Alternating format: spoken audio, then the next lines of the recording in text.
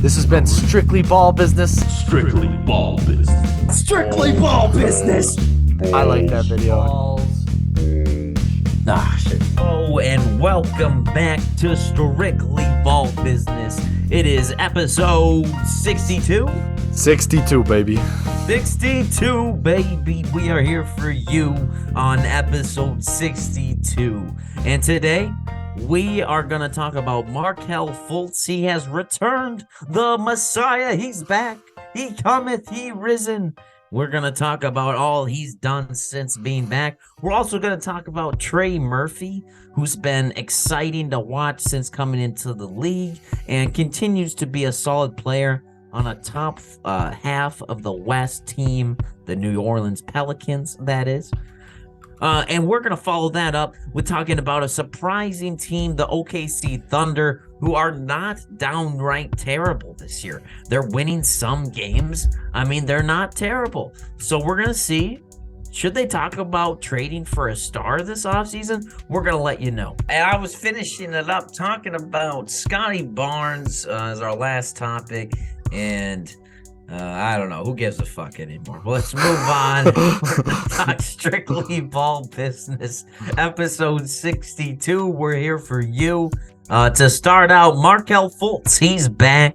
He's looking pretty good for your favorite team, the Orlando Magic. But tell us, Dalton, just how good has he been? And dive into the stats for us and let us know, what do we need to be looking out for with this guy now that he's back? Yeah, I mean, so he's been back for 4 games as of we're recording this on December 6th. He has not won a game with the Magic, but obviously that's not I didn't expect them to start winning with them. I expected their offense to look a lot better, and he has. I mean, he's slowly ramped up. He's been on a minute restriction.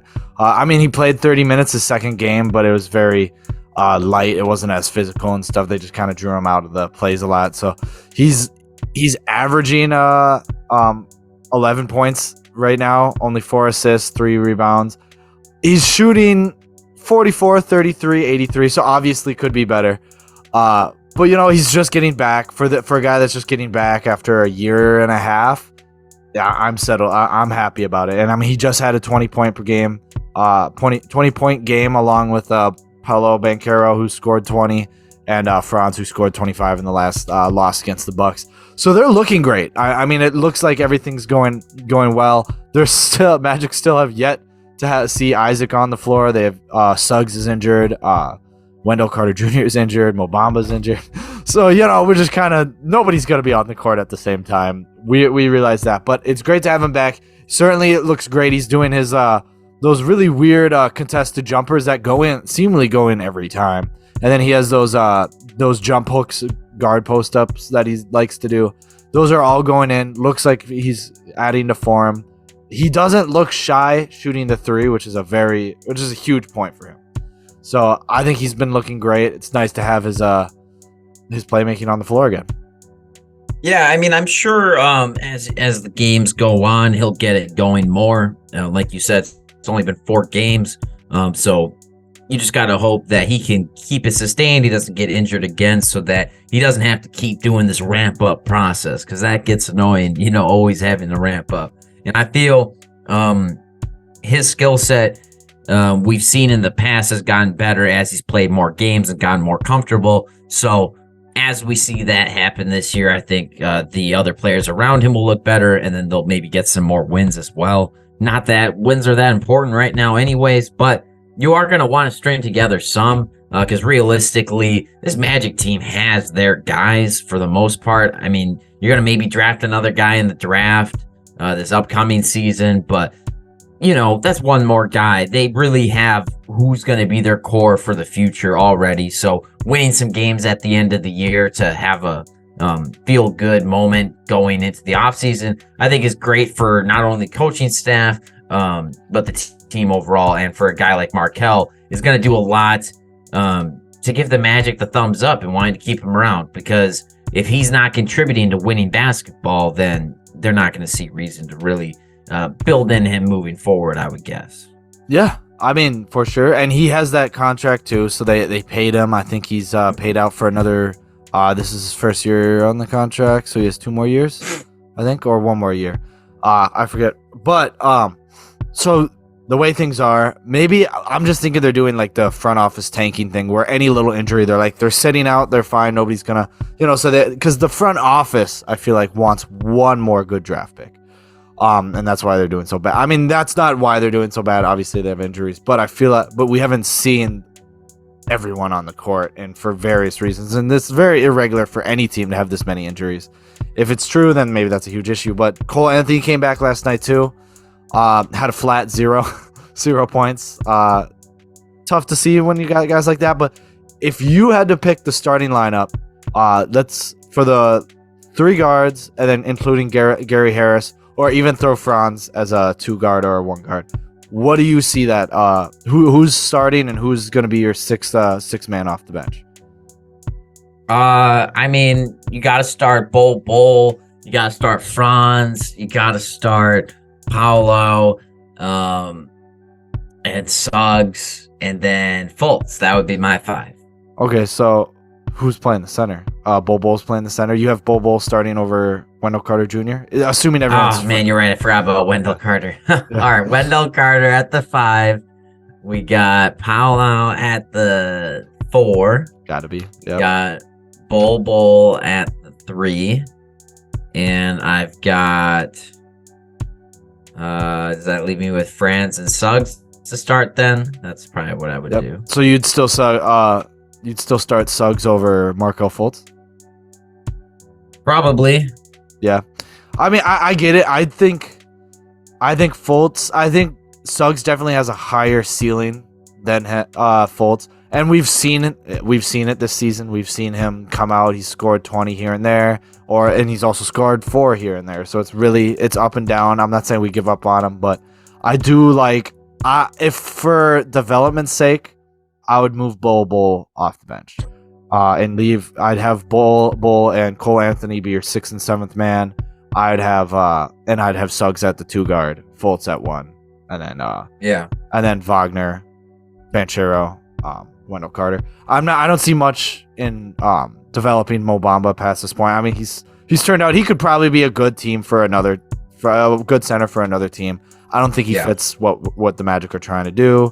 Who else do we got? Chumo Kiki, fine for a rotational player. He's definitely going to be replaced by vets. Gary Harris, I like Gary Harris. I mean, he puts on valuable minutes. I like him off the bench. I like Terrence Ross off the bench. But obviously, this team's not going to win any playoffs. So if they want to move that area, they're going to have to move some guys around or make some good signings for vets in the offseason. Well, yeah, I mean, I don't know what vet is going to be available in the offseason that's going to move the needle a ton. You're probably looking at, I just don't know what talent level is going to make sense, but what position would they even go after in free agency, you think? I think you definitely need a veteran guard. I think that would really help this team out. I mean, they got guys. I'm just looking at it. Bogdanovich wouldn't be bad, actually, as a guard. Will Barton. I'd love to see him in a Magic jersey. He'd be a great vet to have with these guys. Yeah. Terrence Ross will be a free agent. I don't see them re-signing him. Pat Bev will be a free agent. Bring him in.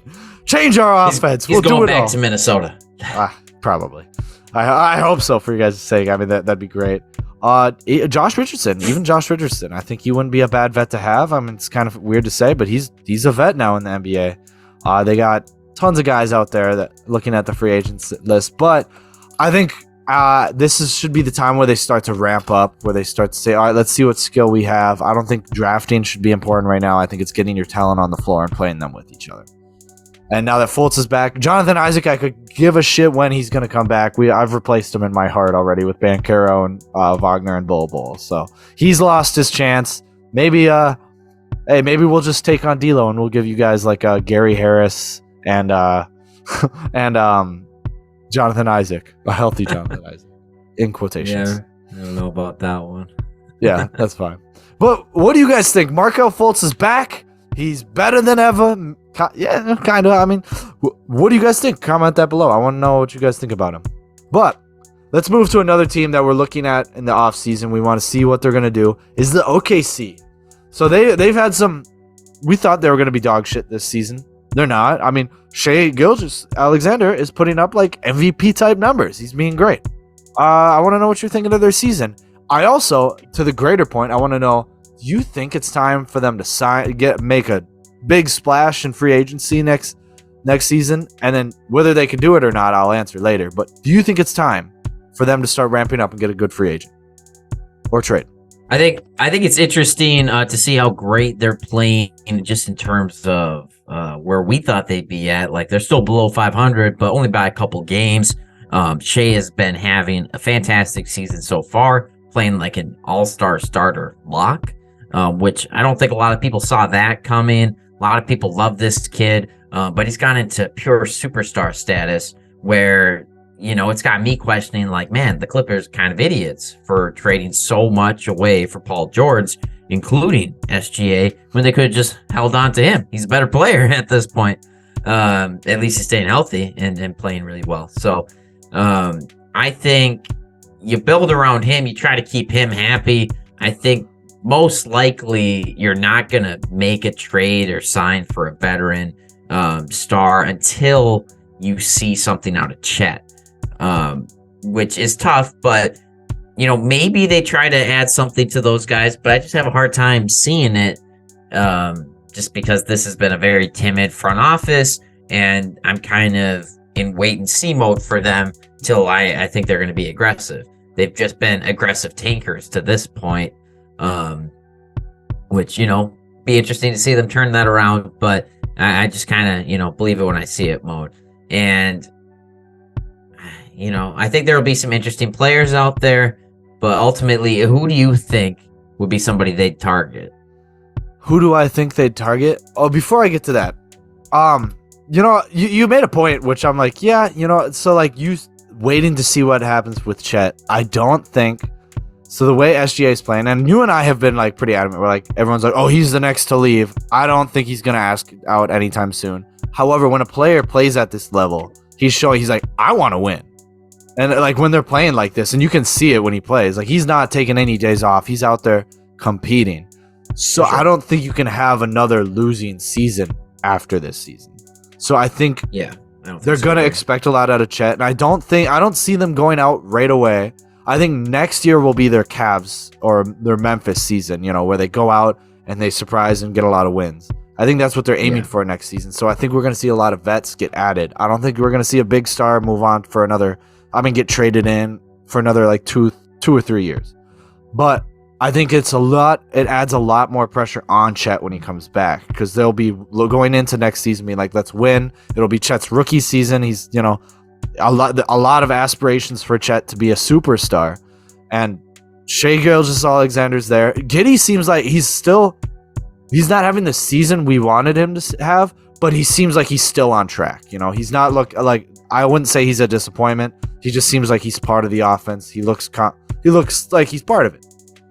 He'll be a good player in this league. I don't think I have ever thought he'd end up being a star, but if he can be a great facilitator with minimal turnovers, then that could be pretty star-like. I'd like to see him continue to improve, and I think it's just been quiet on his front. He hasn't impressed like the national news enough to really highlight him. Everybody kind of just talks about SGA because SGA just tends to steal the show. But happens Daniel when you're averaging 30.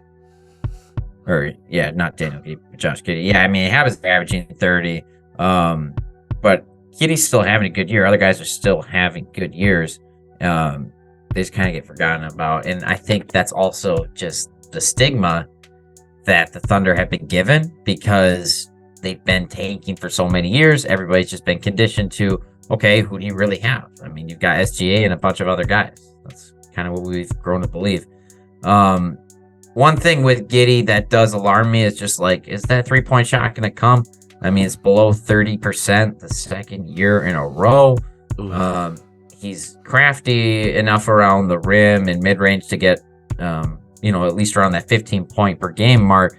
But do you run into issues later down the road where this guy just can't hit threes?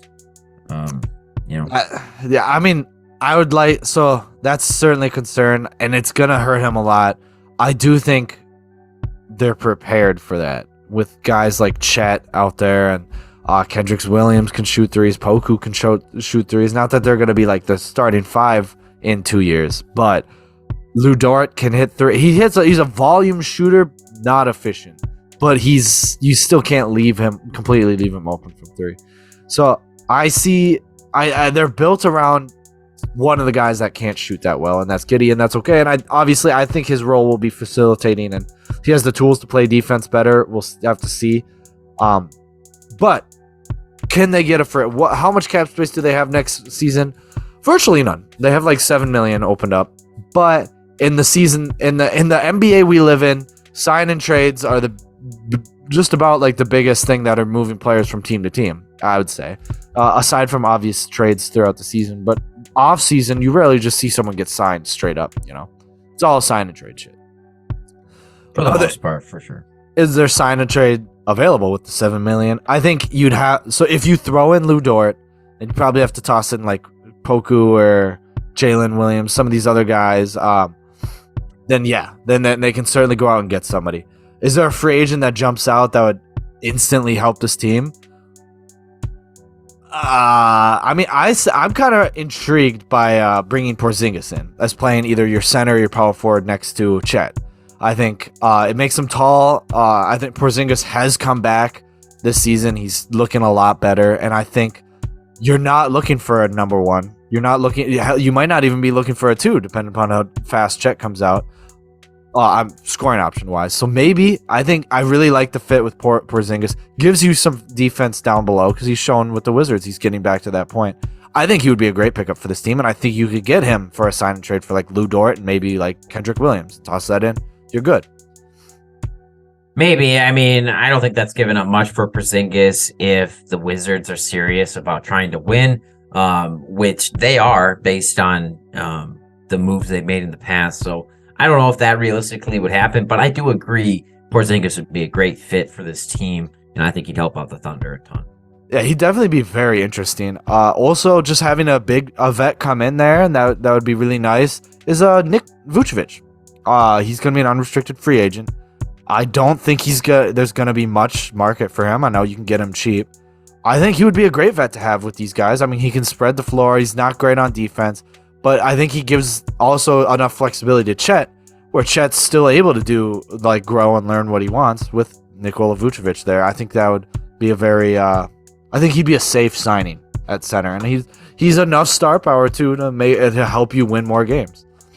Yeah, he would certainly raise the floor, and maybe he can figure it out and turn around his career. At what point is a downward trajectory right now?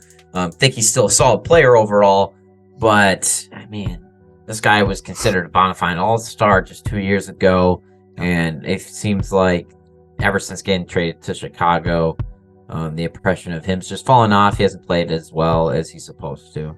So, yeah, sad to see.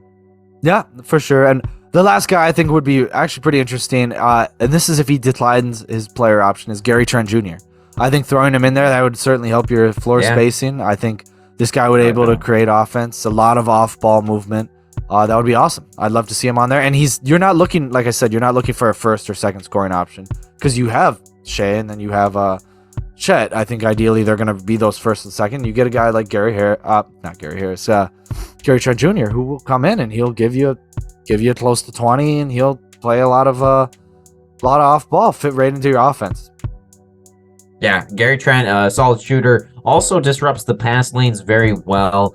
Typically leads the league in tipped passes, but he's down this year on that. And I know that the Raptors wanted to see more out of him. Ultimately, they have guys they need to pay after this year, and very well could be Gary Trent Jr. being the odd man out. So could see him being easily gettable, attainable, whatever word you want to use. Love him, and think he would work out well there. So yeah, tons of great choices from Dalton. He's really just spicing it up for us today, putting it on a hot platter, sizzling trade ideas. Awesome. Perfect. Thank you, sir. But who do you think they should be going after in the free agency? Do you think they should be doing it? You think they need another year of rebuilding? Comment that below. Just let us know. Speaking of the Raptors and their slew of talent they have going on that may or may not fit all together, let's talk about the Rookie of the Year, Scottie Barnes. I know you wanted to talk about him. He's having an underwhelming season, 14 14 and a half points, almost 7 rebounds, 5 assists, 45 from the field.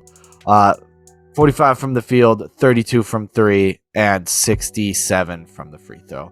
Talk to me. What do you think about his season so far? Yeah, it's been very up and down so far. He's had some very rough games where he's scored single-digit points with some single-digit rebounds. And just is like, man, you're not involved in the game at all here. I don't know what's going on. But then he has other games where he fills up the stat sheet, shoots efficiently, gets you blocks, gets you steals, gets you, close to 20 points. But, I'm just not seeing the domination I want to see out of his second year ascension. So far, I think it's been a kind of a middling second year. And maybe we should have saw this coming, as he's just not an electric player who's not going to, give us those electric nights most times, out of thin air. But I'd love to see him create his own shot better some more. Love to see him, continue to shoot the three better. He's actually got that up this year. So in a year of some negatives, that is a positive. He's still averaging a steal a game, and he's got his blocks up to about a block a game. So certainly think things can turn around for him, but the turnovers are up. Things have been sloppy. I think, maybe just guys have better game plan on him this year. I don't know. Hopefully he can turn it around. Yeah, I mean, I like to see his assists. They're definitely up this year. He's doing a lot more playmaking, and in his last 10 games, he's almost up to 16 points a game. I think it's a lot of things. Kind of what we assumed is there might be a little too much redundancy in this Raptors team with OG, Siakam, and Barnes, all guys that do very similar things. There might not be enough room for all three of them, and that's why I think eventually down the road they'll be looking at a trade, whether it be Siakam or OG. I tend to lean more they're going to get rid of OG Anunoby more. However, they might not. It depends what they do.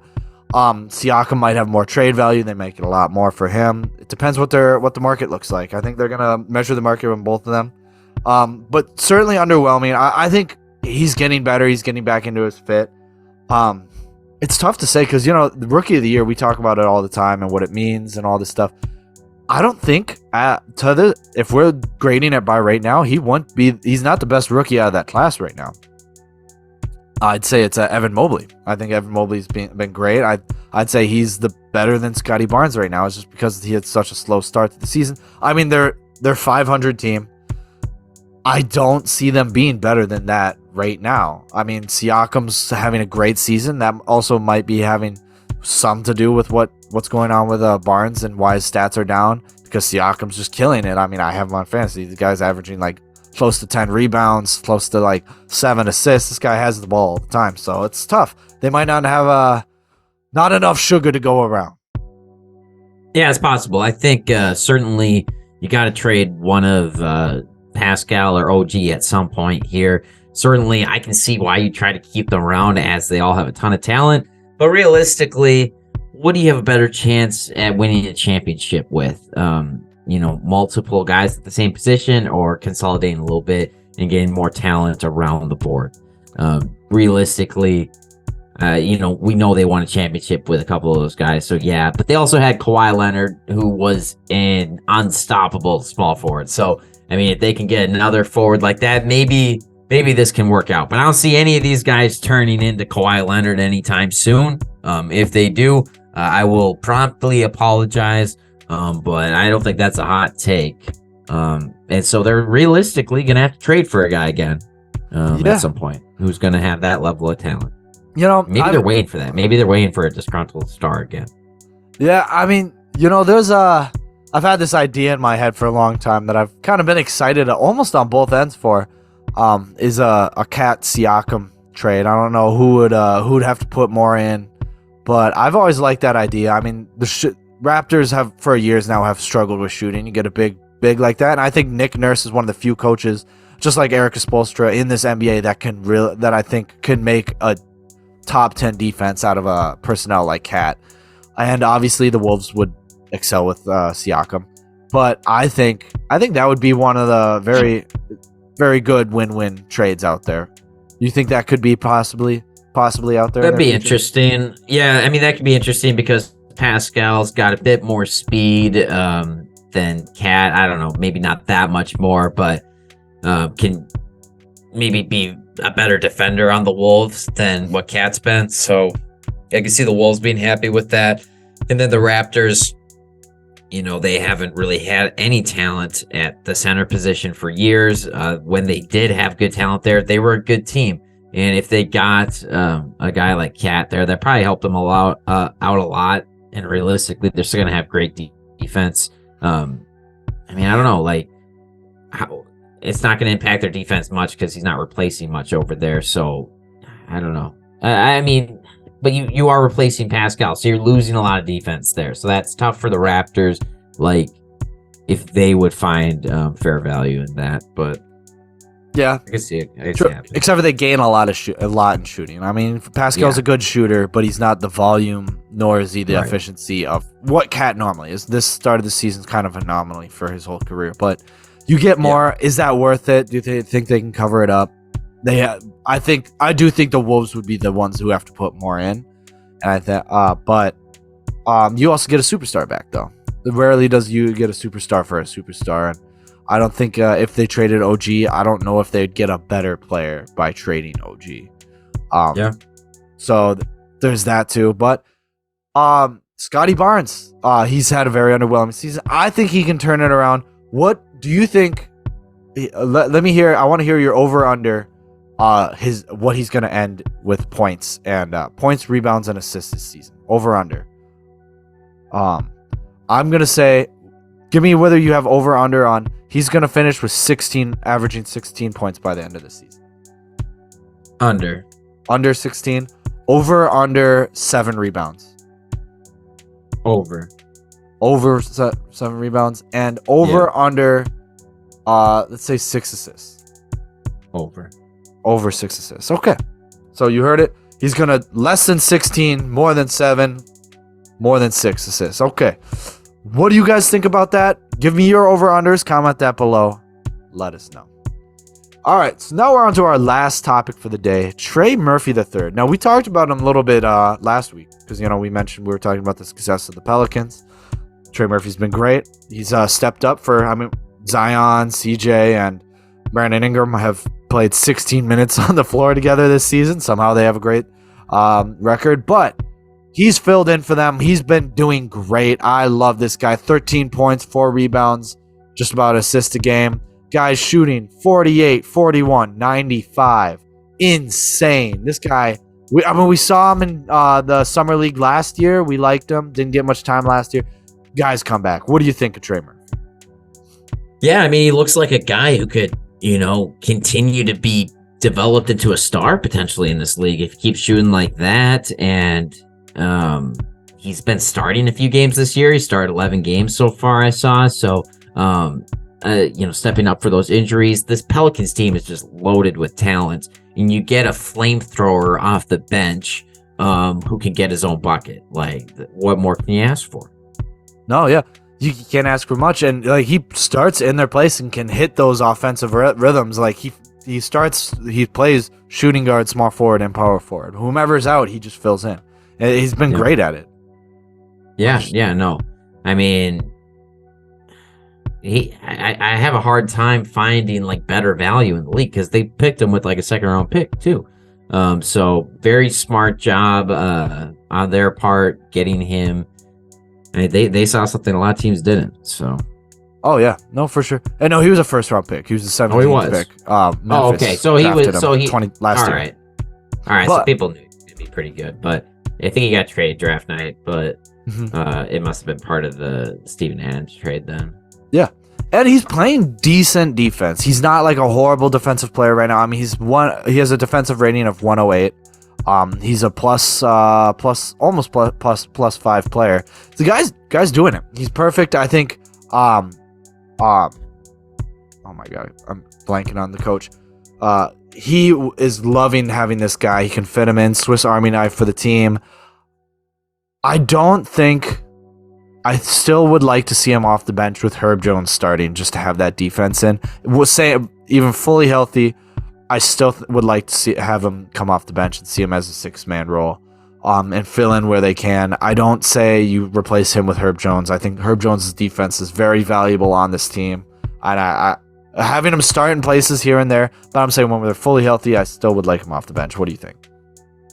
Yeah, I think that's fair. You need the scoring off the bench, and realistically, he can keep developing. He's young, and maybe he's a starter for you in a couple seasons, depending on where the ship goes. But the defense, I agree, you need Herb Jones in there. Herb can still get some buckets too, but makes more sense playing with the guys that are out there as part of his rotation. Yeah, and this is just an excitable team. Like Trey is having, you can look, he's having fun. Jose Alvarado's having fun. Like everyone's having fun out on this team, and that's why they're winning. Like it translates. They're a fun team to watch. They're 15-8 for not because of luck. Like I mean, when the Jazz got to this point, and they obviously recently fell off, but we were like, oh, that they're gonna fall off. I don't see the Pelicans falling off. 50. What do you think? Do you think? Let's do another over-under. Over-under, 5th seed. Where are they finishing? Or equal. You can say if I called it right. I think they're going to finish as the 6th seed. You think they're going to finish as the 6th seed? That's good. I could see or it. The 5th maybe, but yeah. I'll say over 5th seed. I think they have very good chance for regular season wise. I think they can make a 4th seed.